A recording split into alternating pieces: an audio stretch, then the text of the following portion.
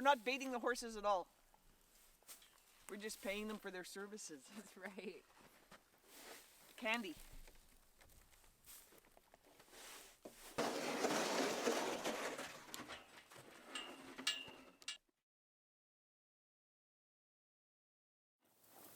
You know, like, Lizzie, I'm so excited that you're stepping into a facilitator role for Linking Awareness Journey and Linking Awareness Practical. It's been a dream of mine for a long time. I've talked about this before, where in the past I was always having these amazing experiences by myself, with nature, with the animals, with other humans, and my level of intuition. And as I chose to enhance that level of intuition, I got downloaded this crazy concept for Linking Awareness Journey, and now I'm able to share it around the world. But I'm just one person. Mm-hmm. So now that some of you are being qualified as Linking Awareness Journey facilitators and Linking Awareness Practical facilitators, I wonder sometimes, how does that feel for you? Well, it's so exciting because it actually gives a framework of something that I think a lot of people are experiencing right now, but that don't know how to express it. And so as a Linking Awareness Journey adventure observer student stepping into a facilitator role, it's really, really incredible to be able to hold and watch and observe that space together, to give words and voice to that which we have not been able to through any other way until I have found this. Yeah. And I always wonder, because you were a participant for so many years all around the world, what does it feel like now that you're participating in the advanced seminars, but now that you're a facilitator, how does that feel different for you?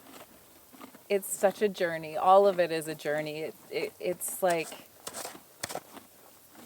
it's interesting how the ego gets involved, because I'm still feeling like such a student, and yet now I have to be a student in holding this space and holding this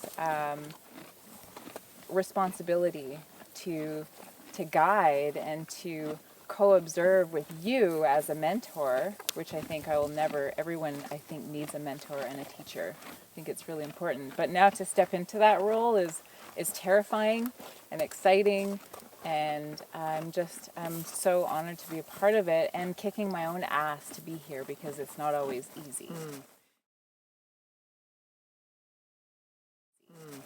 And isn't it awesome that this Linking Awareness Journey concepts, or the framework on the guided journey, voice files and music files, actually allow you to learn from your participants? It does. Yeah. And in ways that you can't make up, you can't find it in books, you can't read about it. Like you say, there's an initiation process, and there is, because of all the travel work that you have done, you embody it, and we don't realize how important it is to actually be in person with you. And it's like you can't learn how to be with a horse without being with a horse. And so with the music, with being present and being in those, in the presence of even the audio in a group, is so powerful. Yeah. Beyond what we can I don't even understand how it works, but I feel it. Yeah, it's been a challenge for me in the times when things are going online and everyone's learning things online, and I'm still in person. I'm still like, show up. And so I've just been learning the last couple of years the power of sharing information online through video, and also then to really, for the people who really want to master things, this body, the embodiment of it is so important. So then it's about us holding space, different places all over the world, and giving the participants an opportunity to show up and have that experience embodied. And that becomes a resource of the feeling of being so connected to a horse, to an eagle, to a tree, to another person, to a baby, that they don't know if it's them or someone else or themselves. And it's this oneness feeling. And then when they go back into the cities, once again, they can resource that feeling when they're connected from a heart-based level. Because isn't that what everyone is asking for right now, is some kind of a connection and some kind of people are feeling like they're going crazy because they're hearing these, they're feeling this stuff. It's like an overwhelm, and it's not. When we gather like this, we realize, and when we go to these different locations, we realize that the locations have medicine for us. The animals, the people, each person that comes from a different place brings a piece of the puzzle. Yeah. And it becomes its own creation that we can't, it's a puzzle, and we didn't even make it up. It just happened. Yeah, truly. Yeah. Truly. So then we start to recognize that nature, or we could call it nature mind or the mind of oneness, that nature and the earth has a consciousness that knows it's not separate from everything else. So the environment in nature is supporting our new comprehension or new understanding or new initiation. And then the animals that are present, the humans that are present, each location and each facilitator brings a different energy initiation to the process. Yeah. Yeah, pretty interesting. Yeah. Pretty interesting.